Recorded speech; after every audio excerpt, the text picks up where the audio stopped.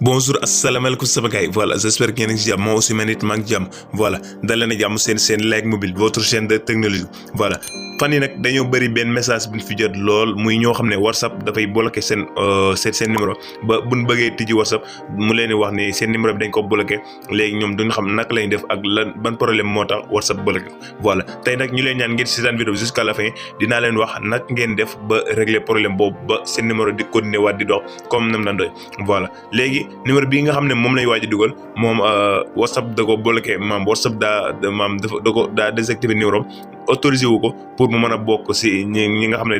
WhatsApp da leen a activé voilà léegi première fois bi nga def mooy dañuy dugal numéro bi voilà léegi ñu xaar mu recharge comme si que da ngay tëj WhatsApp voilà léegi fii da la waroon a laaj maam code maam ok ak modifié pour nga mën a tijji WhatsApp mais bii da la wax ne numéro bi nga xam ne da nga ko bëgg a tijji WhatsApp da ko bloqué léegi li nga mën a def mooy da ngay contacter assistance pour ñu mën laa dimbali léegi dañuy cliquer fi muy bindal assistance voilà léegi assistance la ñuy cliquer pour mën a obtenir aider si suñu WhatsApp bi nga xam ne dañ ko bloqué voilà léegi bu ñu ko cliquer fii fii la ñuy dugal léegi si kaw mu ngi lay defal contacter l'assistance maanaam nga contacter l'assistance voilà léegi ñun naka lañuy def mooy dañuy bind benn message boo xam ne den ko mën a envoyer l'assistance pour ñu mën ñoo débloquer ni mu gën a gaawee voilà léegi ñu def suñu message voilà si vous voulez mën ngeen a def seen propre message bu la neexee mën ngeen a copier waat même message bi voilà léegi ñu def bonjour l'assistance WhatsApp mon numéro a été bloqué par le WhatsApp voilà léegi après nga coller numéro bi nga xam ne voilà moom nga bëgg ñu WhatsApp daal la koy désactiver voilà léegi pour ñu bañ a di guddal message voilà léegi message bi moo nekk nii voilà léegi bu la neexee yow mën nga def sa propre message boo xam ne yaa ngi créé même si même bu la neexee tamit mën nga copier waat même message bi daal koy envoyer l'assistance WhatsApp voilà man sama message lan la bind mooy dama def bonjour l'assistance WhatsApp mon numéro a été bloqué par le WhatsApp après nga coller maam da ngay dem copier bu dee jàppoo ko da ngay copier bu dee jàpp ko nag léegi da ngay taper numéro bi voilà léegi après nga boo defee bonjour l'assistance WhatsApp mon numéro a été bloqué par le WhatsApp voilà léegi da nga si teg numéro bi voilà numéro bi nag ñun ñoo suwa def ko après par le WhatsApp mais bu la neexee mën nga def sa numéro de téléphone après doog andi bonjour l'assistance voilà comme que ñun ñoo suwa def bonjour l'assistance WhatsApp mon numéro a été bloqué par le WhatsApp ñu doog see teg numéro bi voilà ñun liñ si tàmm mooy numéro bi na si nekk rek voilà même boo demoon ba si fin bi